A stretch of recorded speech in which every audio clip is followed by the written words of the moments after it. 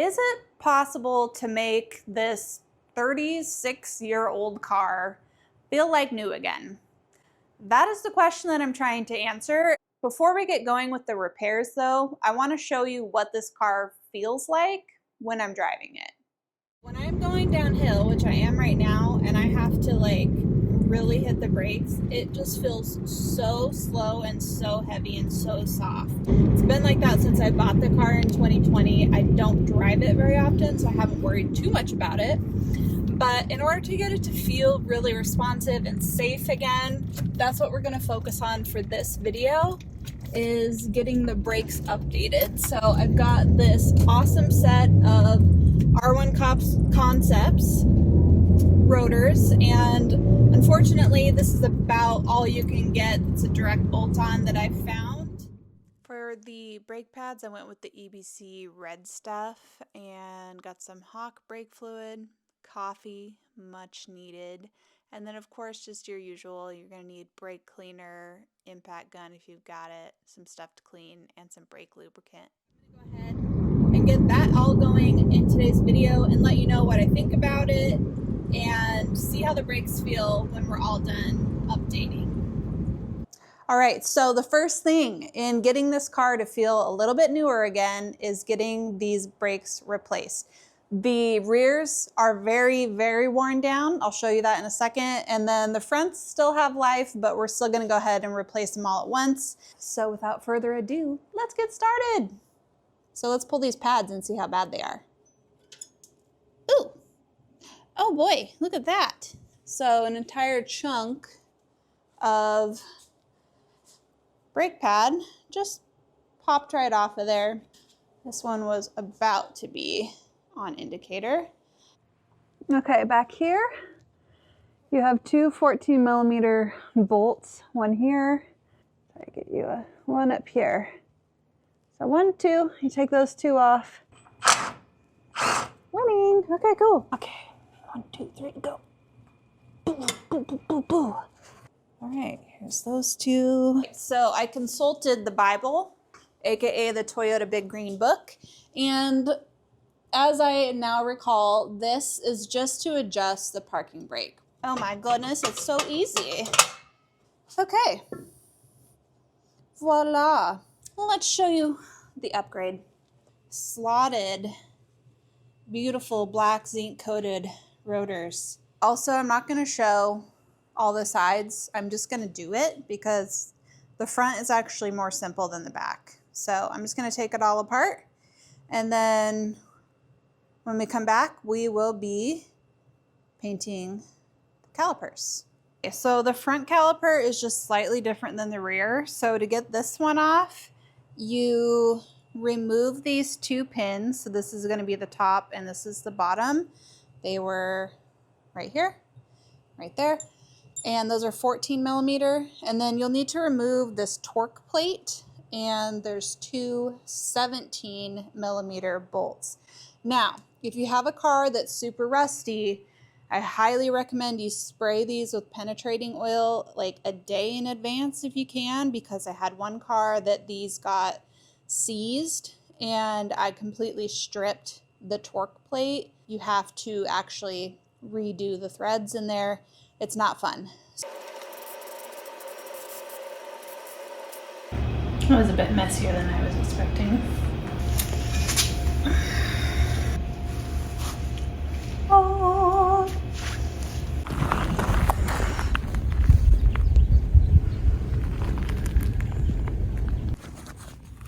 Okay, so I sprayed everything down. That one was super, super oily.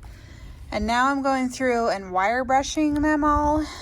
And this takes a long freaking time. Hit it with the Scotch-Brite and then spray them all again and then wipe all the rubbers off with the soap and water.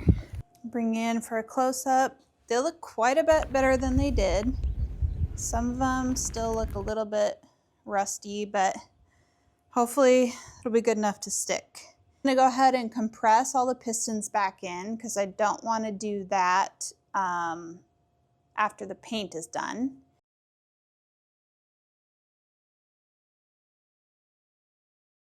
Okay, so for the G2 system, it comes with brake cleaner.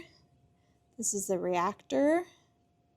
You're gonna mix with your paint. Set of gloves, nice. Brushes, and then of course a stick for mixing it together. For tonight, I'm just gonna get all these painted, and then I will let them cure overnight, and then we'll finish assembly tomorrow.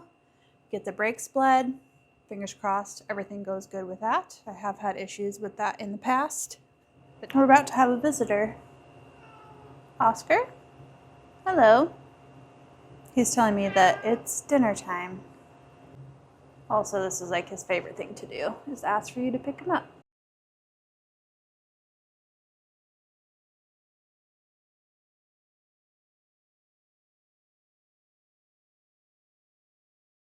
Okay, I just finished painting everything. I'm gonna give you kind of my first impressions on what I think about the G2 system and who would be a good fit for. So this is how it looks after 2 coats. I definitely tried to focus on what I thought was going to show in, when it's on. Because of that, I have mixed feelings. Number one, I used 2 cans of brake cleaner, used wire brush and the Scotch-Brite, and I can tell that it still wasn't enough to like get these clean enough to where the paint isn't contaminated. So because of that, I am going to question the longevity of it. So you can kind of see what I'm talking about here. Despite 2 coats, like there is some dark coming through, and that's contamination. I'm gonna use it still because it's done and I'm gonna reassemble it. But if I had to do it over, I would just probably take everything apart and powder coat it. It really is all in the prep to make these things look good. I'm fingers crossed it's gonna last a decent amount of time and look good under the wheels for the show that's coming up. But yeah, it's just kind of mid. And that's not knocking G2. That's just the truth of the matter is I have really, really dirty, nasty calipers. So, but I'm happy because, from the surface, they look pretty good. So I'll take that. Okay, so first things first, I need to lubricate this pin back up. Before you get everything all put on and get all excited about closing it up, make sure that you have movement in your slide pin. So it should be able to go back and forth. If it doesn't, you actually will need to take this pin out and lubricate it. Got the little booty here, which goes here. All right, that's back on. And then I'm going to add just a little bit of brake lubricant. And also, I realized I need to consult my manual more often if I'm struggling, because there's probably a reason for it. That's all you're going to install. Now, if this slide pin if you didn't check it and it wasn't moving, then what happens is when you go to swing this closed, when you install it, it's going to hit on here. And also you need it to move properly when you're actually braking. So it's important that everything's working appropriately. Now let's move to the back side because I am going to install this with the 2 14mm bolts. Oh yeah, got it. Okay. Tighten up the top. It's the torque plate. We're going to lift this guy up like this and put the brake pad in. Wow. Beautiful. Okay, here is your installation pin. I might tighten up the torque plate first. Torque plate, 34 foot-pounds. There's 34 there. 34 there. Okay, go down to 14.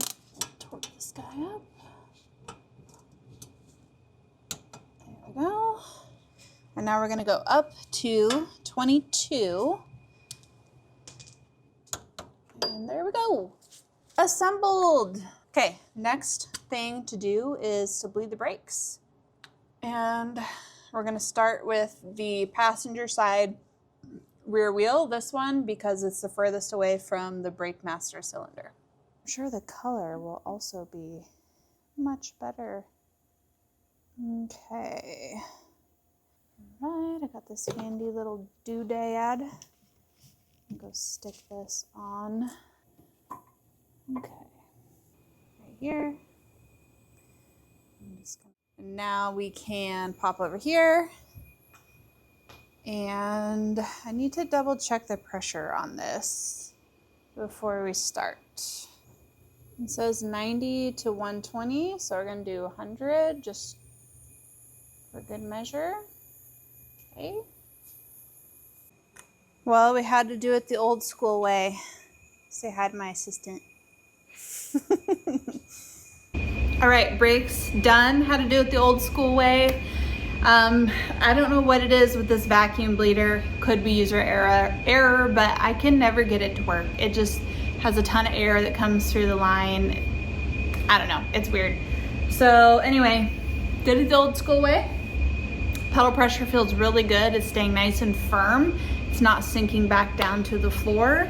So that's a good sign. And now we're just gonna get the wheels back on, and I think we should take it for a drive and see how it goes.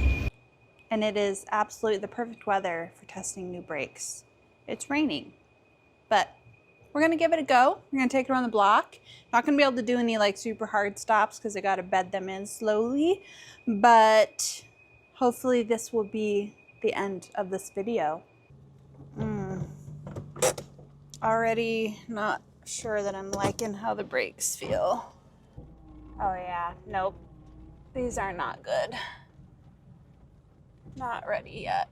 Damn it. It means I'm gonna have to take it all apart again. They're so soft. Shit. It's gonna be a no for me, dog. Why do I have such a hard time with bleeding brakes? It's like every time it's gonna be back into the garage. And we'll bleed them again. I just hope that nothing's leaking. That's the biggest thing, because I don't want my nice wheels all covered in brake fluid, you know? Well, we definitely have a brake fluid leak. So I don't know. Next steps are to figure out where it's coming from, but that would be why I have no brake pressure.